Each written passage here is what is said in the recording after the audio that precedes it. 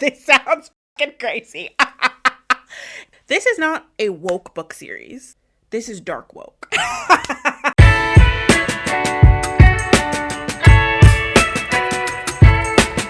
Over the last year, I have been reading a book series that is so tone deaf, so politically incorrect, so problematic that it shouldn't work. Yet somehow it does. I feel the need, now that I've finally finished it, to get on the internet and proselytize about it to you. Because I need more people to read this book and have conversations with me about it. Please Comment. I also need a television series with Tom Glencarney starring as one of the characters in this book, who I will be introducing very, very soon. It is, I'll give you a quick preview before we get into the meat. It is a sports mafia trilogy that may or may not have Ligabicatega romance in it. What's not to love?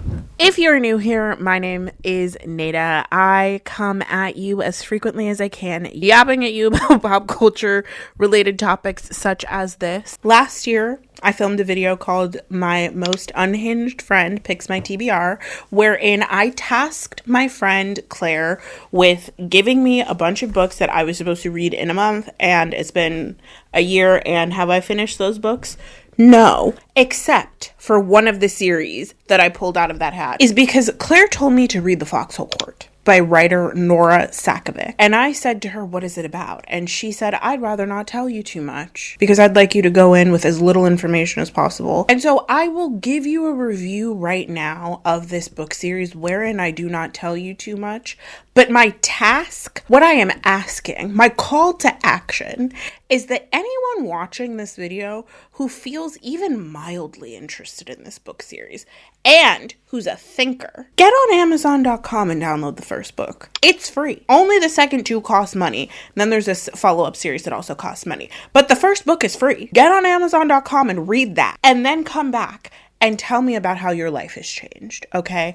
Really, it doesn't hit as hard until the final part of the third book, until you're done with the whole trilogy. But I promise you the first book will have you gagged. The Foxhole Court by Nora Sakovic is a sports drama novel series set at the NCAA Division I university, fictional university, Palmetto State University in South Carolina. We open up the book with our main character, Neil Jostin, in high school still, and he is a homeless orphan who is on the run from an evil that has not yet been defined. At his latest school in Arizona, he has joined the Exie team, where he does well enough that he gains the notice of the coach of the Palmetto State Foxes. Palmetto State is the worst ranked in Division I of the NCAA in Exie.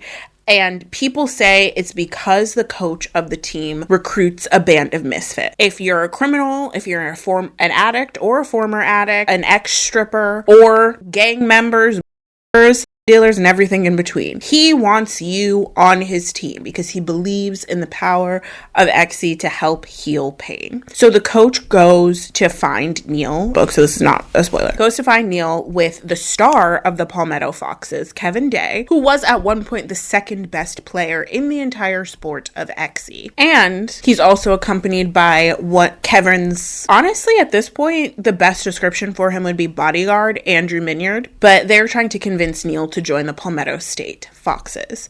But what Neil's nervous about when Wymack and Kevin come to recruit him is whether or not Kevin will remember him. Now, Neil remembers Kevin, but Neil looks so different now that he's seeing Kevin again that Kevin does not remember him. So it's hard to explain without giving too much away. So I'm walking a very fine line because I really just want you to go read the series on your own, because I was figuring all of this out on my own, but I think it would actually be helpful. I think you wouldn't bounce off of it like I almost bounced off of it if you know this information going into the series. So Neil, as I mentioned, is on the run. He doesn't want anybody to see him. He doesn't want to be publicized, and he does not want Kevin to recognize him because he does not want the people who he's on the run from to find him. Who are the people who he's on the run from? His own father and his father's side of the family. His father is a mafia boss slash hitman called the Butcher of Baltimore, who's in prison currently. I think 6 years prior to the events of the book, Neil and his mom, who's British, had picked up and run away from his father's abuse. His father was physically, emotionally, mentally, in every way possible to Neil and his mom. They'd picked up and run away from his father's abuse right when Neil was about to be sold to another mafia family to play in their, sounds crazy, to play on their championship winning Exie team. So Neil and his mom left the day after or the same day that Neil was trying out for this championship Exie team. The day that he was trying out with Kevin Day and Rico Moriyama. Kevin Day, again, is like the star of the Palmetto team, but he used to be the star of the Edgar Allan Poe University Ravens, which is located in West Virginia, until he got into an unfortunate skiing accident and absolutely smashed up his left hand that he used to play Exie with. So he left the Ravens under kind of mysterious circumstances, went to stay at USC for a while with some friends that he had, and then moved to Palmetto State because, like I said at the beginning, Coach Wymack, who's in charge of the Palmetto State team, loves to recruit misfits. And since Kevin's dominant hand that he had played with his entire life was completely broken, and he was reteaching himself how to play the game with his right hand, he was no longer at the same strength that he was at when he left the Ravens, which is why the Ravens were okay with him leaving. Now, what nobody in the real world knows, nobody in the world outside of Kevin, Neil, Andrew, and a couple of other people knows, is that the Ravens team at Edgar Allan Poe University is a branch of, this sounds crazy, it is a branch of the Yakuza, basically, like the Japanese mafia, which is the Japanese mafia is being fronted by the Moriyama family, which says that they make their money through the legitimate business of like, I think they work in tech or something. Think like Samsung. The Moriyamas are like if Samsung was actually a front for the mafia. So the Edgar Allan Poe Ravens team is a front for a deputy branch that is exiled from the main branch of this Japanese Yakuza family called the Moriyama. And the star of the Edgar Allan Poe team is Rico Moriyama, who is a sociopath and loves to torture people. And I won't get into that any further than I need to. Neil hates Rico because he's a horrible person. Kevin hates Rico because Rico ruined his life. But on the day that Neil and his mom escaped from his mafia boss dad, who was affiliated with the Moriyamas, Neil was training at the Edgar Allan Poe gym so that he could potentially be sold to the Moriyamas in exchange for clearing some of his dad's debt, I think. And then he would spend the rest of his life being literally owned by them, and all of the proceeds that he ever got, if he ended up going pro in Exie, would go to the Moriyama family. So he was trying out for the team to see if he was good enough. I think Neil knows two things. One, that he has to stay under the radar at all costs. He cannot be found by the people that he's running from. And two, that he loves Exie more than anything in the world. Against all odds, against all intelligence, against everything that his mother, who he was on the run with for years until recently when she passed away, has taught him, Neil decides that he is going to join the Palmetto State Exie team. He's closed off. He's reeling from his mom's passing, like recent passing, and he is trying to make sure that Kevin doesn't recognize him and figure out who he actually is because he's living under an assumed name, tell everyone and ruin his whole thing. He basically tells himself, I'm giving myself a year. At the end of this year, I'm either going to myself or go to the FBI and have my father's people kill me anyway because I informed on him. But either way, I'm going to play this game for the next year and just let the chips fall where they may. Potentially the stupidest thing for a person who has been on the run for 7 years to do is play a game that is nationally televised and is the most popular NCAA sport in this universe. But we won't get into how stupid Neil is. So he's playing Exie with the Palmetto State Foxes. And the Foxes have a rivalry with the Ravens because the Ravens used to own Kevin, and Kevin is now having to rebuild his life when Exie was really the only thing that he ever knew how to do. What's Exie, you might ask? Exie is a sport that Nora Sakovic very brilliantly created. It's kind of like a cross between like netball, racquetball, and lacrosse. It takes place in a court, so like in an enclosed court, but you play it with lacrosse sticks.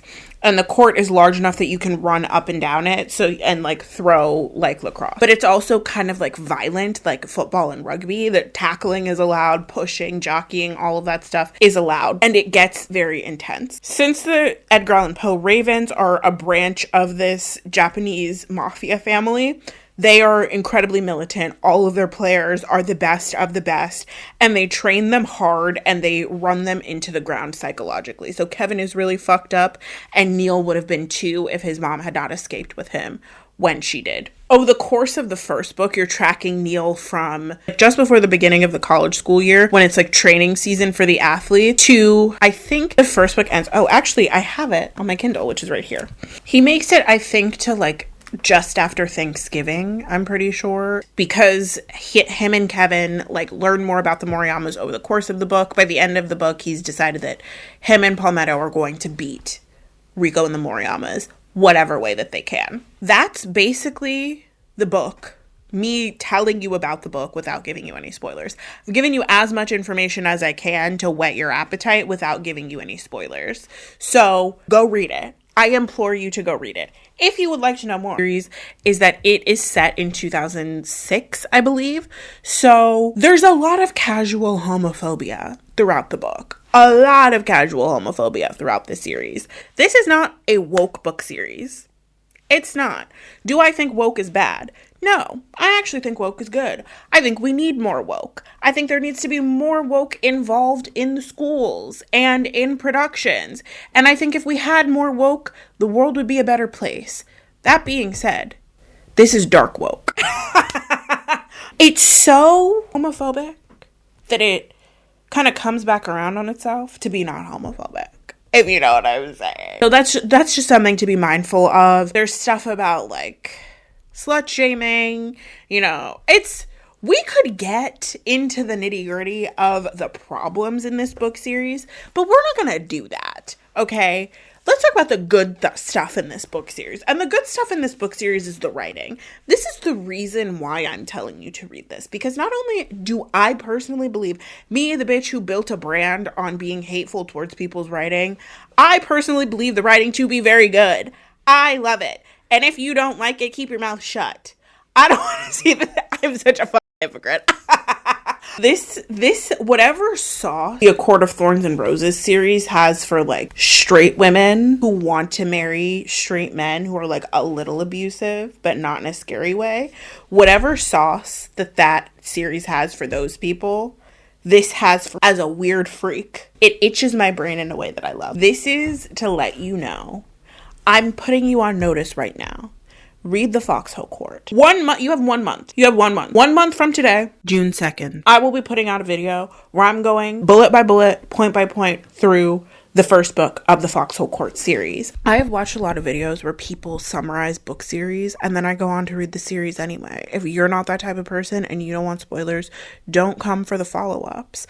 But if this is a series that you're even remotely thinking about touching, please do. Because the more people who read it and the more people who enjoy it, the more likely we are to get an adaptation of it. And I promise you it's not going to flop like Sarah J. Maas's ACOTAR adaptation. I promise you it won't do that. Because Miss Nora Sakovic, the woman that she is, she would never let that happen. It's amazing, I fear. I'm going to stop yapping now. I've been talking to myself for basically 2 hours. But thank you so much for watching this video. If you liked this video, if you liked my face or anything that I said, please give this video a thumbs up. It really helps the algorithm to push my videos out and show them to more people who might be interested in them. If you have read this book series and you love it as much as I fucking do, let me know in the comments. I would love to chat with you about it. And if you want more slightly unhinged videos about the worst, best book series that you will ever read. Subscribe to my channel. I put out videos whenever I can. I'm in grad school, y'all. Like, I be busy. But I'm putting out videos whenever I can, talking about whatever I want, whether it's pop culture, TV, books, movies. So if that's something that you're interested in, once again, hit the subscribe button down below. Thank you so much for coming, and I will see you in the next one. Bye.